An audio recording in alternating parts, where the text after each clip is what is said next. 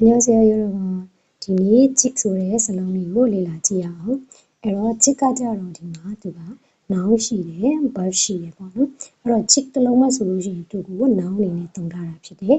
ဒါဆိုရင် chick ဆိုတာက ဟန်ပန်အပြုအမူအမူအရာအတူတူပဲပေါ့နော်. ဒါဆိုရင် chick တစ်လုံးနဲ့ noun အနေနဲ့ဆိုရင် ဟန်ပန်အမူအရာ.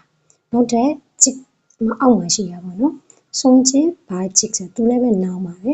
အဲ့တော့ noun ကသူက ဆုံးဆိုတာကလက် chick ဆိုတာကအမူအရာဆိုတော့ လက်ဟန်လို့ပြောလိုက်တာပေါ့နော်.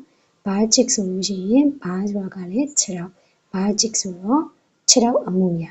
အဲ့တော့ ဆုံးချစ် bar chick ဆိုလို့ရှိရင် လက်ဟန်ခြေဟန်လို့သူကပြောလိုက်တာဖြစ်ပါတယ်. ဒါဆိုရင် noun အနေနဲ့က 2ခုပေါ့နော်. ရတယ် ကျန်တာတွေကတော့ဒီမှာ verb တွေအနေနဲ့သုံးသွားတာဖြစ်ပါတယ်.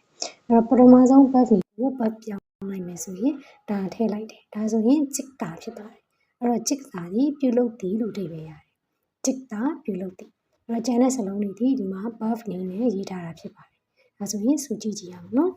고술짓다, 고술짓다, 애니초디. 지부짓다, 지부짓다, 앵사디.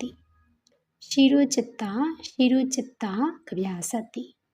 바불짓다, 바불짓다, 타민차디. 약을짓다, 약을짓다, 시포사디. 농사를 짓다, 농사를 짓다, 레사이디.